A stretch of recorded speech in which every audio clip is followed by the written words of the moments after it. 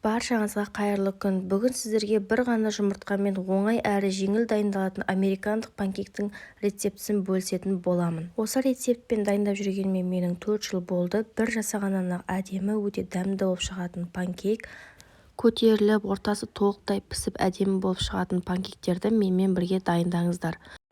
Алдымен ыдысымызға бөлме температурасында тұрған бір жұмыртқамызды жарып аламыз. Жұмыртқа міндетті түрде бөлме температурасында болуы керек, себебі жақсы көтеріледі.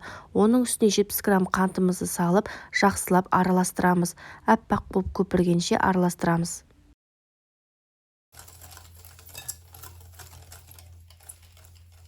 Міне мен аппақ болып көпіргенше араластырып алдым. Содан соң үстіне бөлме температурасында тұрған 250 мг сүтімізді құямыз. Тағы да араластырамыз. Содан соң үстіне ұнымызды електен өткізіп саламыз. Және арасында ұнымыз салып тұрған кезде бір шай қасық қопсытқышымызды ұнымызбен бірге араластырып електен өткізіп салып жібереміз.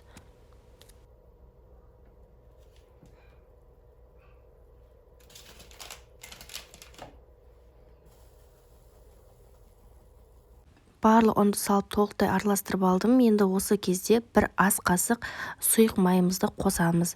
Және тағы да бір жақсылап араластырып аламыз. Осымен біздің тестіміз дайын. Енді табамызға кішкене сұйық май құйып алып, оны осылай салфеткамен сүртіп аламыз. Қатты шылқытып май құйып керек емес. Содан соң осылай бір ас қасықпенен біртіндеп осылай панкейктерімізді құйып шығамыз. Астын баяу отта осылай пісіріп аламыз. Мінекей панкейктеріміз осылай іші толықтай пісіп, көтеріліп әдемі болып піседі. Бұның құпиясы сол, барлық ингредиенттер бөлме температурасында болуы тиіс. Панкейктің екінші бетін аударатын кезде мен бетіне енді бір тесік шығып бастаған кезден сразу аударып тастаймын. Солай маған ұнайды.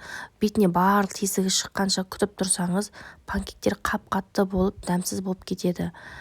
Осылай барлығын пісіріп алып, бетіне шоколад жағып, немесе повидламен, не қаймақпен, қант ұнтағымен ұсынсаңыз болады. Жақындарыңызға сөзсіз ұнайды. Менің каналыма тіркеліп, видеоға лайк басып, пікір қалдыруды ұмытпаңыздар.